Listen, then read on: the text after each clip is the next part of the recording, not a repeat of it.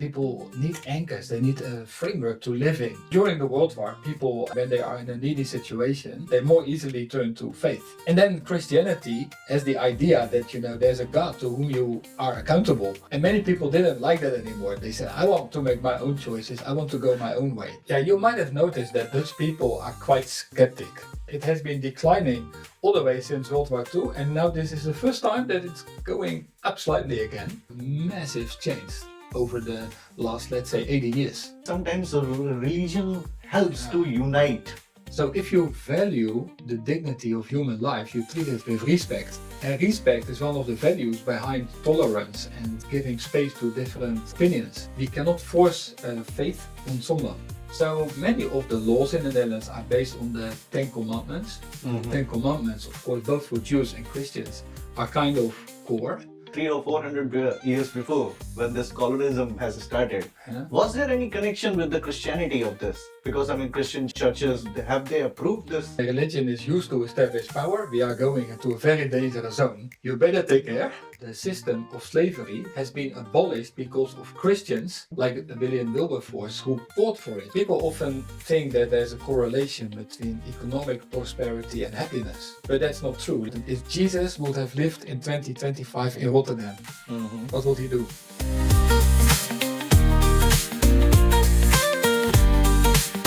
Welcome to today's episode. I am Apt, an expat living in Netherlands.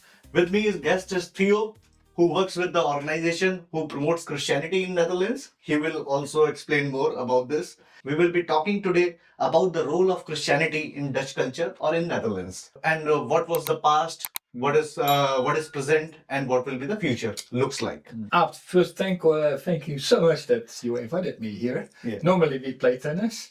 You play wonderfully, and now suddenly we are here in the podcast. So I really like that a lot, and thank you so much for inviting me to do this together. Yeah. And like you say, I'm so enthusiastic about Jesus that I would really like, I think that people can really benefit from knowing more about him. So, and next to that, I work for another organization which is called Cultivate. And Cultivate is an organization that helps people to grow in intercultural intelligence and communication. Mm-hmm. Because it's quite an art, to understand cultures, to know where you are from, where the other is from, and then helicopter above it and build connections. So I really like doing that and helping businesses also in growing in that field. So interesting. That's what I do. And for our viewers, because you are coming to podcast first time, so maybe give a little bit your introduction in a sense. What is your nationality, etc., where you're born, and etc., etc. I am a real Dutch, but I've had the opportunity to live in different parts of the world. I've lived for half a year in India, I've lived in China, I lived in South Africa, and that has changed me a lot because I've learned a lot from my friends from different nations. So I was raised here in this nation and then had a career in the field of economy. Mm-hmm. But then at the age of 18, I had an encounter with Jesus, and he changed my life so completely that to my own surprise, I was studying theology one year later. And then I ended up working with refugees. And then after some time, I saw, wow, there is a need for a new kind of churches in the Netherlands where we intentionally integrate people from many cultures. So we don't have a separate Ghanaian church, Chinese church, Dutch church, but we all come together in one church, we learn from one another, and we help each other to get the blinkers from our eyes, because every culture has their own blinkers, right? And together we can see much more. So that has always been my idea, like, let's be a united family with diversity. So that's my passion. Oh, wonderful. Sounds interesting. As an expat, one of the things I noticed was how visible the churches are here. Mm-hmm. Beautiful old buildings in almost every town. And but at the same time, I have heard people say Netherlands is very secular now. So from your perspective, how would you describe Christianity's place in Dutch society today? Yeah. Now, I will first say that when you watch this picture, you see that in 2017, already 51% of the Dutch people would call themselves non-religious.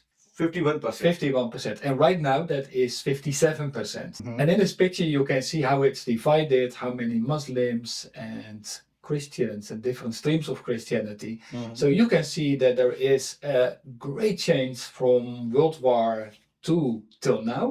So I would say the Netherlands used to be a Christian country, but nowadays it's not anymore. And many people, even intentionally, have just set it aside.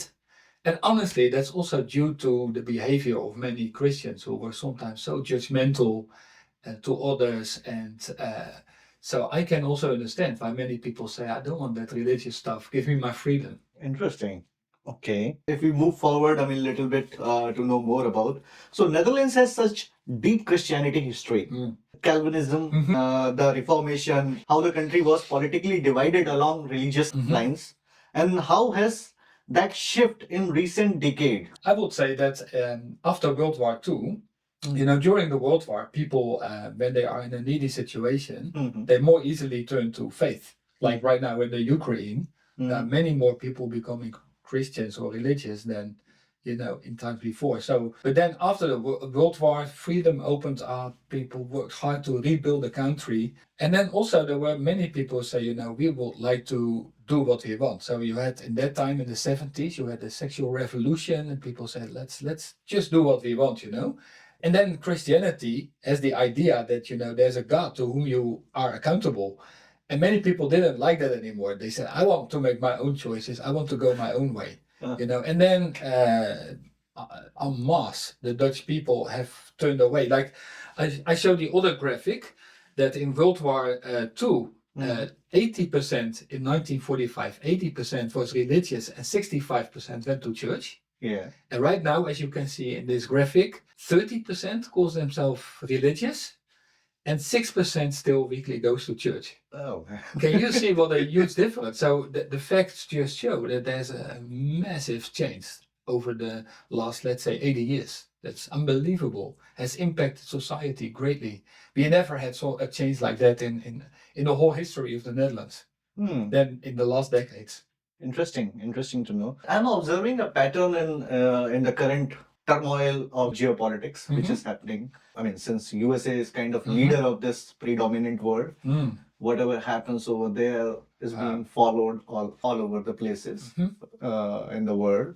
Christianity has been a dominant religion. Yeah. So I see. There is a kind of push in United States towards the Christianity that they again wants to return.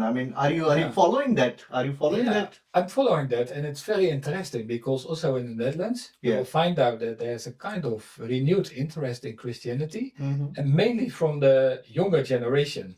Like, for example, I saw some figures in the UK, which is quite amazing, that young people from the age 18 till 24, in 2018, 4% of them was regularly attending a church. Right now, it's 16%. So it doubled 4 times, over the last, let's say, 6-7 years. So I would say that's an amazing turn that we see with more people here, that there's a kind of renewed interest in times of turmoil, that people need anchors, they need a framework to live in. And also that we have not seen before, because it has been declining all the way since World War II, and now this is the first time that it's going up slightly again. So it might be a turn. We will see. We will find out. Yeah. Anyways, I see. That there is a bit of as an expat. I connect the dots. Already all over the world, at least in the Western world, against the immigration. There is a populist voice. Absolutely. All over the world. Starting from USA, and they are taking very hard actions. So in order to do these kind of movements, I think sometimes religion helps to unite. I don't know. I'm not sure whether it is something related or not. At the same time, I will say it's a little bit dangerous too, because when you look to the United States, then when political parties use Christianity for their own goals, that's again the old danger, where when power mixes up with religion, and religion is used to establish power, we are going into a very dangerous zone. I want to stay far away from that, because we all, I think, have a tendency to use God or the gods for our own profit, for our own goals. And I think I will be very cautious for that. maybe other parts of the world will be affected with what is happening in USA, but I think in Nordic countries, Netherlands is also one of the I Nordic would countries. say, yeah. Yeah, I think they might remain unaffected with this ideology Yeah. which is currently going on. Maybe less affected.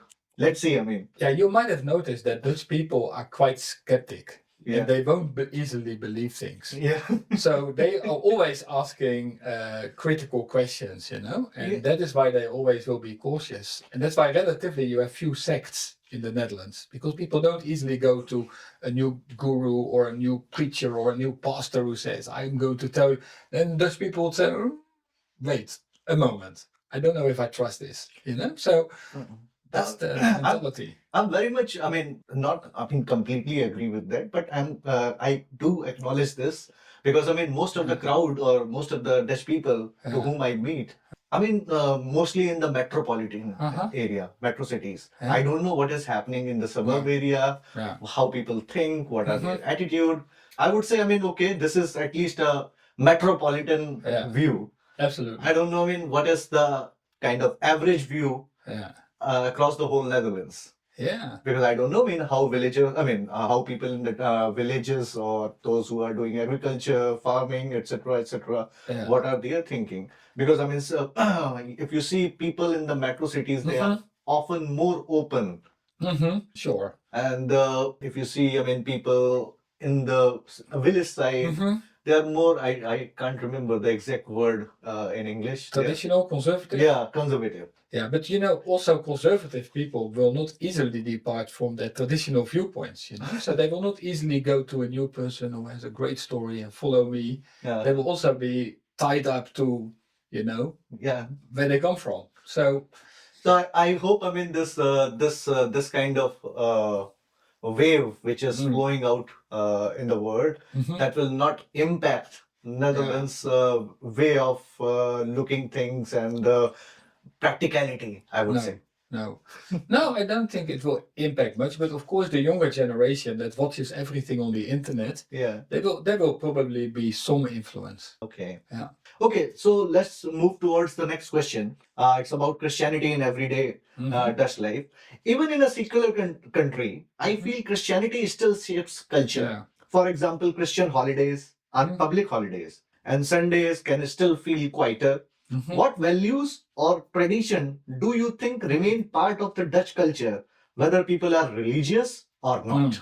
That's a very good question, Abt. And you know, what I found interesting, this is a book. This is Tom Holland. He is not a Christian. Yeah. By the way, Holland has nothing to do with the Netherlands. It's just his name. He's but by the way, I have checked his podcast. I mean, he's a quite dominating personality in terms of promoting Christianity. I see that. But the strange thing is that he's not a Christian himself. Is He's not a Christian himself, but he has done research. Yeah. And he says that if I look to the data, we sometimes tend to forget how deeply the Bible, Christianity has influenced the Western society. And he makes interesting claims, like, for example, that liberalism and humanism and tolerance ultimately come because of the Christian tradition. I made an overview, so you can see it right here on the screen. And in that overview, it shows, for example, like Christians believed that people are made in the image of God, and that therefore they are really, that human life is so important. So if you value the dignity of human life, you treat it with respect. And respect is one of the values behind tolerance and giving space to different opinions. And also, you know, Christianity also brought this notion that we cannot force faith on someone. People need to be able to choose themselves, you know, to what extent they can make their own choices. So many people won't make the connection, but liberalism and tolerance actually have their roots in Christianity. That's also what Tom Holland argues. Like you say, I think that the values of the dignity of human life, everyone needed to be treated equally the same. Wherever you stand on the social staircase, whether you are the king or whether you take care of the garbage, you have the same rights. You have to be accountable to the same law, which is unique worldwide, right? To see that kind of legal system. So many of the laws in the Netherlands are based on the 10 Commandments. Mhm. The Ten Commandments, of course, both for Jews and Christians, are kind of core. Mhm. And that also speaks about truth, not stealing, honesty, all those kind of values, even love for enemies, you know? So love those people that are treating you badly. Mhm. I mean, that's a kind of counter natural feeling. Compassion. Compassion. Mhm. And I think that has influenced the Netherlands. And again, I won't say that all the influences that religion has had are positive, because, as I said before, religion Mhm. can be very dangerous also, because when it becomes a system with power, you better take care. So we need a nuanced picture. But when you ask, like, did the Christianity impact the culture of the Netherlands, I would say definitely, more than many people realize. I mean, when you are giving all these important points that how a human value or human life value has been regarded for Christianity, etc., etc. So, I mean, one controversial question I would like to ask. I mean, like 300 or 400 years before, when this colonialism has started, Yeah. was there any connection with the Christianity of this? Because I mean, Christian churches have they approved this? Yeah, That's a bit. that's a very good question. And the honest answer is that you can argue both points. Mhm. Because there were, at the time of slavery, there were pastors who were advocating it. Mhm. At the same time, the system of slavery has been abolished because of Christians Mhm. like William Wilberforce, who fought for it, you know, who were fighting for, who gave their lives, who at the end of his life finally saw that slavery was abolished. And again, that's why I want to make the distinction between Christianity as a religion, as a system with power, Mhm. and as I think that Jesus intended it, as a relation. So I think the message of Jesus Mhm. was that I come to restore a relationship with God, with yourself. I'm going to help you to be at peace with yourself. I'm going to help you to be at peace with your neighbors and environment, to be at peace with the world. So shalom, peace, is a very important word. And I would say when Christianity goes to religion, I'm cautious for it. But if you go to Christianity as a relation, that you live in a relation with God, Okay. with a relation with yourself, with a peaceful relationship with your neighbors, then you hit the spirit of Christ. And that's what he did. He when he was nailed to the cross, he prayed to God and he said, Father, forgive them because they don't know what they are doing. Can you imagine that when people are killing you, you pray for them, Yeah. and you ask God for forgiveness? I mean, to me, that's extraordinary. I want to follow that man. I want to be like him. I understand this point. I mean, most of the religion, I mean, I'm not only talking about Christianity right now. Most of the religion, I mean, they basically, the values it gives us is the spirituality kind of, spiritual living. Yeah, Most of the religions. supernatural world. Yeah. But I mean, people, those who are selling that religion, they often misguide or Yeah. maybe, I mean, it could be cases in all the religion. I'm not No. only saying about the Christian. So that slavery part, at that point in time, I haven't read the history, but I mean, I know that churches were very strong power, like Roman churches, etc. I don't know much. I don't know. I mean, whether I can even telecast it or not. Yeah. Maybe I have to ask other people. But at that point in time, there was a kind of consensus towards those churches that this colonialism can be carried on. Because it went almost like, I don't know exact, but 100 to 200 years or 300 years in between some.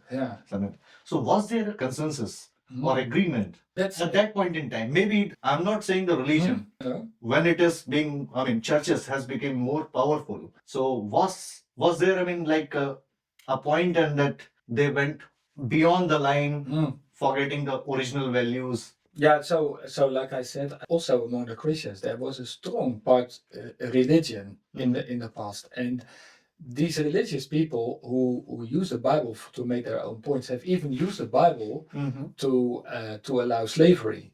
But I don't know how they could do that when they serve a Lord that has says love God above everything and love your neighbor as yourself.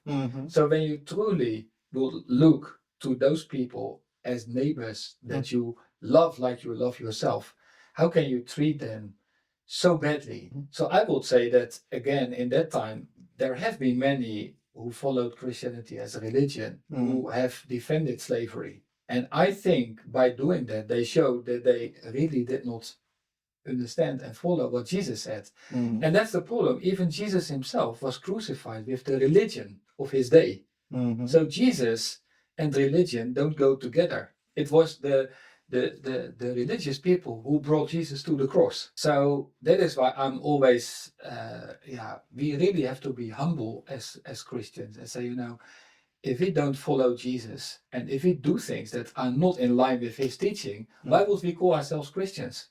And do you know that Jesus has even said that one day when he comes back, there will be many people who say, Lord, I followed you, I was a Christian. And then he will say to them, I don't know you. You did not do what I said. So even Jesus himself said, take care of religion. It's so dangerous. Okay. Coming from abroad, I also see a lot of migrant churches, Nigerian, Yeah. Indian, Polish, and others. How do you see the role of Christianity in immigrant community compared to Dutch context? Yeah.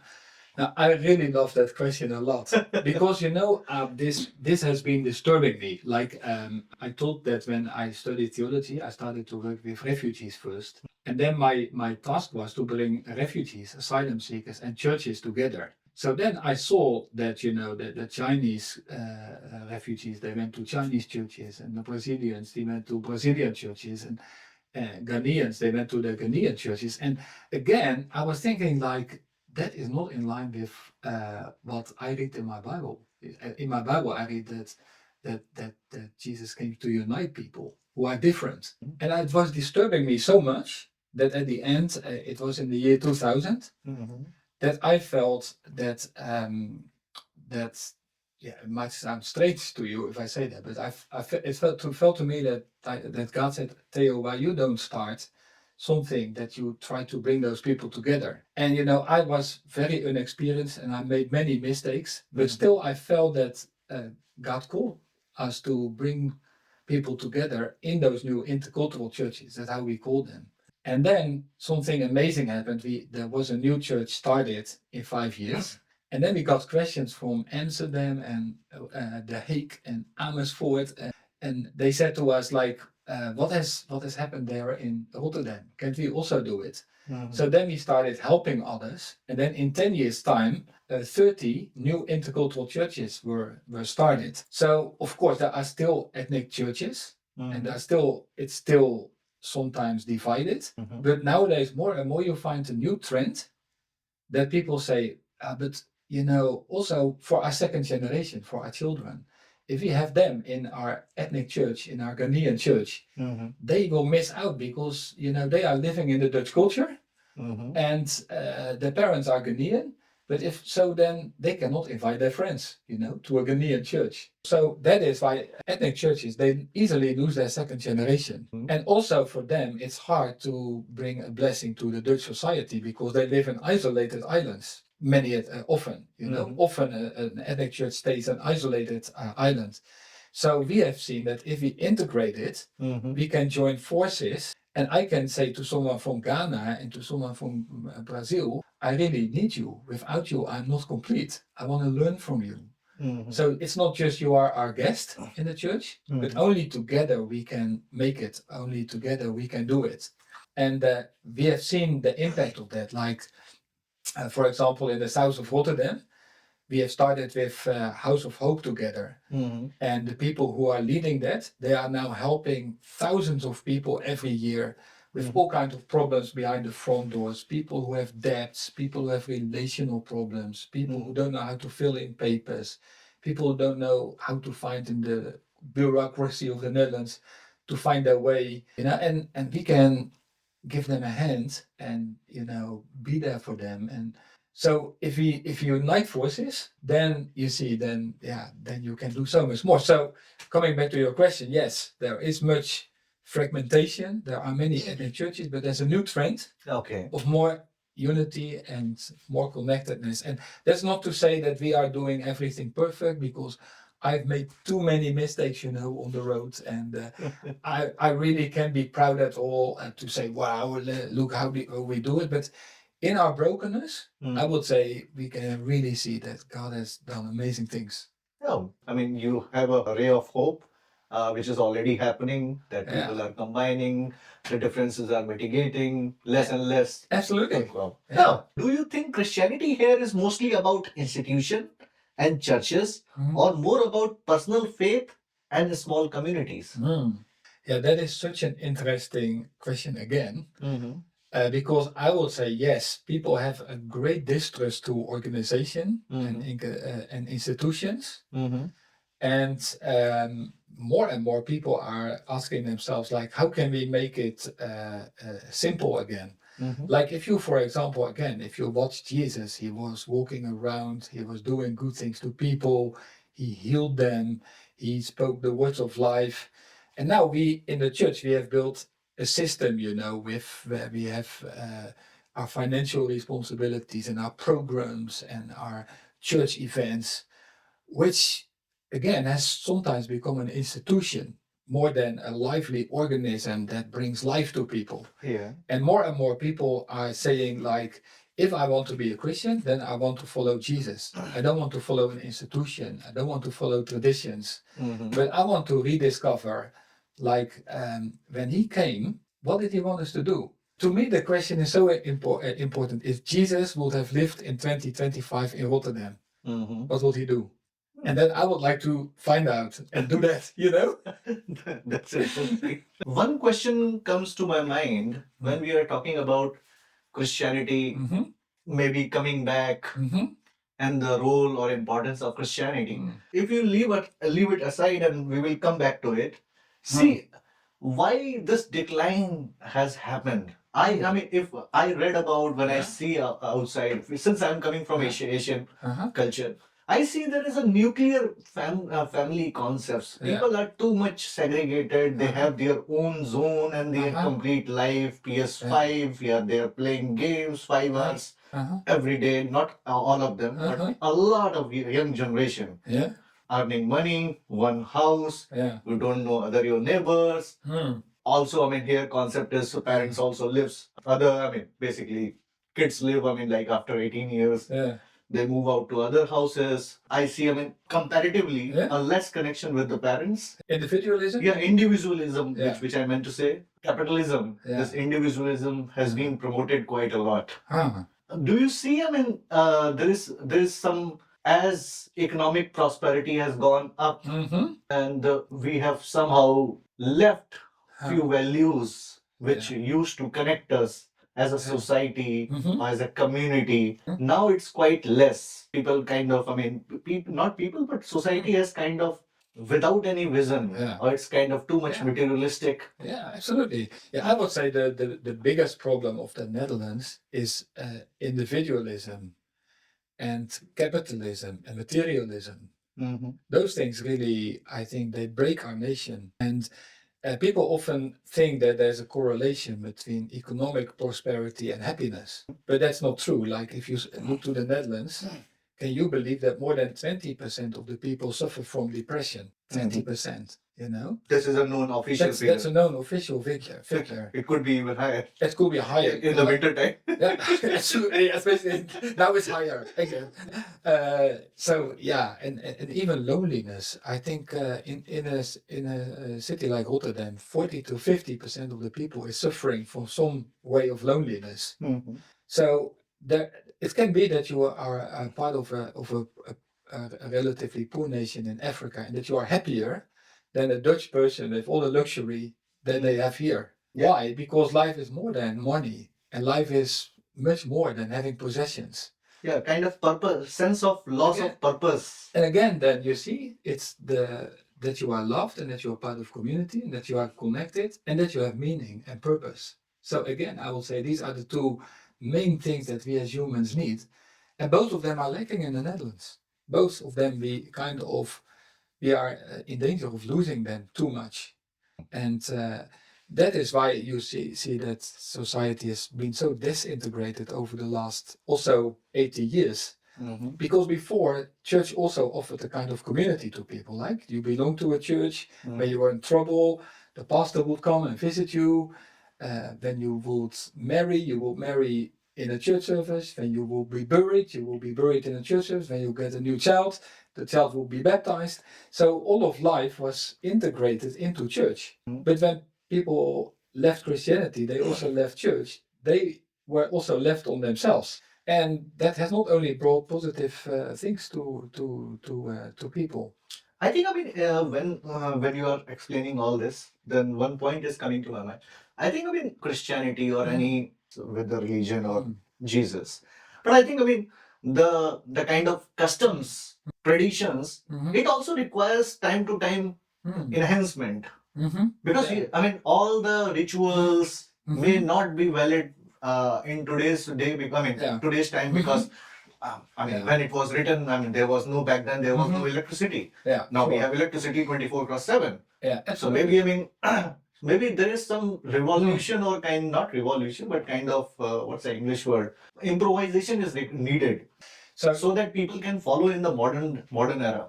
Well, it's really interesting that you say that, because I think that the principles stay the same, but the way that you translate the principles today will be really different from the past. So, for example, the Bible says that both men and women are complementary. They are equal in value, but you cannot say they are exactly the same.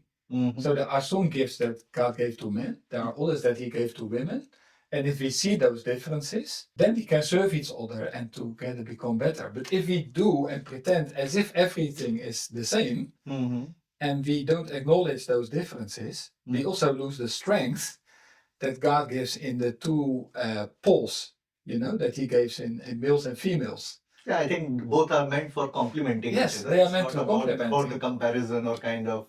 Sure, but if you make it all egalitary, as we do in the Netherlands, and you don't see that strength anymore, then you lose something really beautiful. And by the way, I think that is one of the things that we pay a huge price of losing our Christian heritage. That nowadays there are so many families where people have divorce, where kids grow up without parents still together.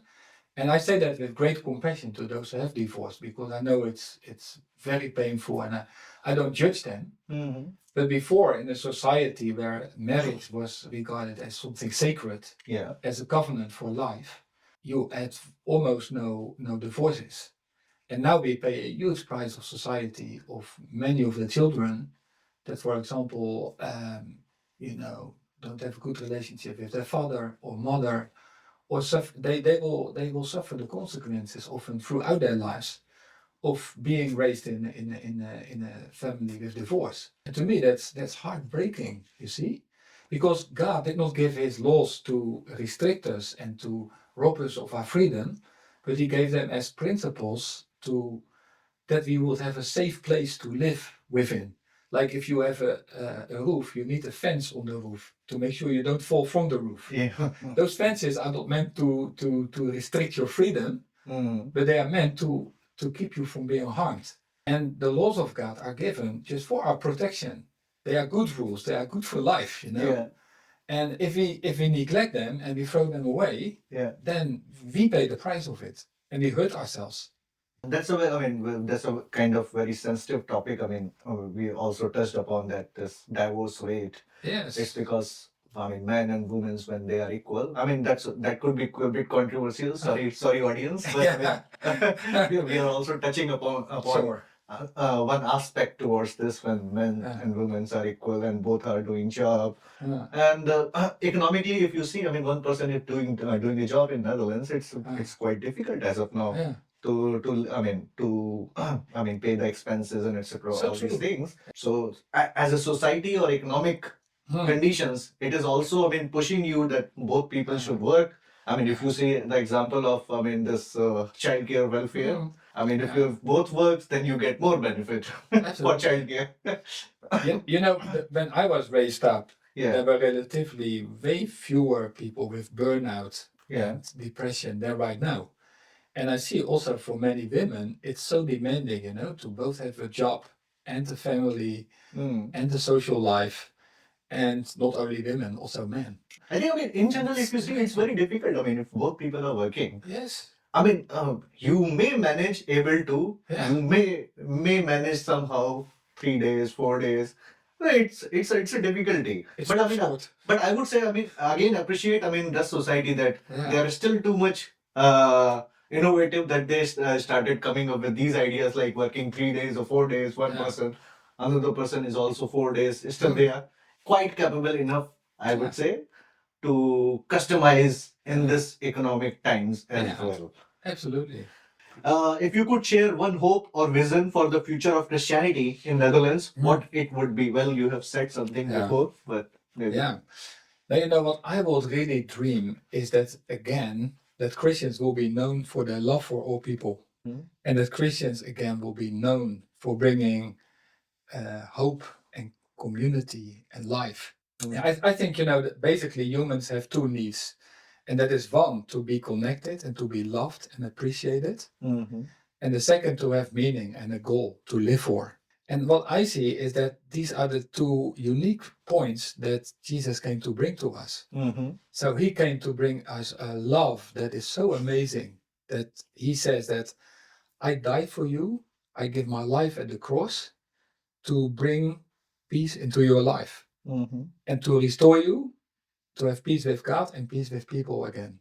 So that is a deep love and appreciation that is beyond anything, to give your life for someone, right? To die for someone. And the second is to have meaning, like if life is just an accident and we are all just, there's no intelligent design who has, you know, made us the way we are, then the best life philosophy could be like, let's eat and drink and be happy and make life as beautiful as it is. So let me get as much satisfaction myself. But when life has a meaning and I am made to live with God and to live for God and to allow God to work in me and through me, wow, then it's so different. So if you ask me what is your hope and dream, I would say let's go back to the core again. And maybe in that way, then it's even not bad that Christianity has been in decline, because what has been in decline? The institution has been in decline. But maybe Christianity in the core is more alive now than it has been 1 century ago, because that institution, again, did not profit the Netherlands always, you know, and it made us. Now you gave the example of slavery. You know, it didn't always work out something good, like we said before, the judgmental attitude. So yeah, that's my dream. Like, how can we find out again what life is all about? How can we serve one another? How can we not be after our own egos, but how can we really make this world a better place? Not just about an idealistic dream, because I know enough about the brokenness of human life. I know it will be hard. I know my own heart, which is, I know, evil in itself without the grace of God. So my hope is really that we will see a change together. Interesting. And I hope so. I mean, that it will happen. And at least, I mean, this is the kind of thing which we can follow and which can give a lot of inspiration, motivation to move further in the life. Absolutely. That's what we are looking for.